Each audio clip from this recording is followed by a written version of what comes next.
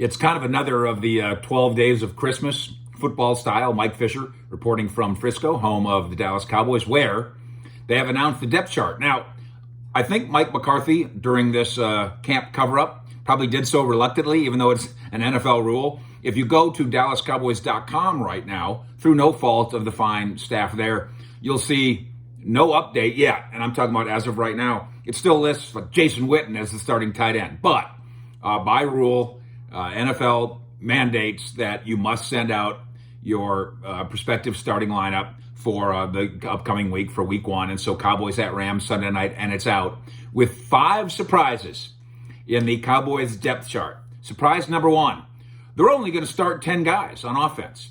That's what it says. It only lists 10 guys. It leaves CeeDee Lamb off the list of starters. Bad news for the Cowboys. If they only start 10 players on offense and one of them's not CeeDee Lamb, there is no way that Amari Gallup and CeeDee Lamb will each catch 1,000 yards worth of passes this year. Surprise number 2. We'll go to the other rookie. Trayvon Diggs is listed as a starter at cornerback. This is predictable in some ways. I mean, a lot of us thought this might happen, especially when Cheeto and Jordan Lewis have spent the last week plus injured. But I wonder if this means that Cheeto is not progressing very well. Cheeto Awuzie, when healthy, started the summer as the starting cornerback opposite Anthony Brown. But now it's the second-round rookie from Alabama, Diggs, who on paper gets the job. Item number 3, who's the punt returner? And I've written about this and talked about this quite a bit. From the very first practice of training camp, CeeDee Lamb, the rookie from Oklahoma, was the punt returner, period. But on paper, it says Cedric Wilson. How much difference does it make?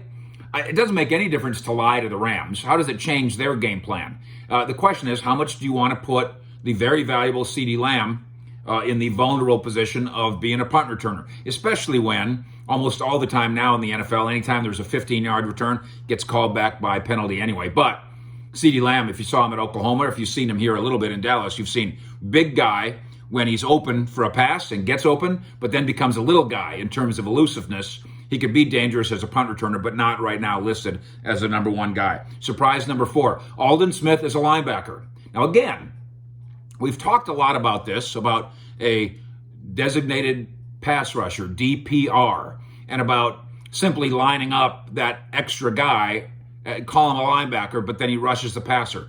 But to see Aldon Smith in the starting lineup as a linebacker, along with 4 down linemen in front of him, I don't know that I exactly saw that. Keep in mind, of course, that once they actually play the game, we're talking a lot of nickel defense. We're talking about 2 linebackers, not 3. But Aldon Smith as a linebacker, that's a fun wrinkle for a guy that put on 20 pounds of muscle since last playing 5 years ago, up to about 285 pounds, shaped like a V, and certainly has the athletic ability, as he did back in the day with San Francisco, to dominate as a pass rusher. Can he play linebacker? We might be about to find out. And then finally, surprise number 5, D-line shuffle. They talk about Tristan Hill being a starting defensive tackle. I still think he's going to be a situational starter, again, in the nickel, but we'll see. But they also have listed on this chart Tyrone Crawford, who I thought might be the starting 3 technique. They've got him listed as a starting defensive end, again with Aldon Smith lined up as a linebacker. So maybe Tyrone Crawford is the starting defensive end, and Aldon Smith doesn't play there as a starter, and Everson Griffin comes off the bench as a guy that definitely can pass rush at defensive end, also plays the run there as well, and could play inside on passing downs. There's your top 5 surprises in a Christmassy kind of day for Dallas Cowboy fans, because the depth chart is out. Fish out.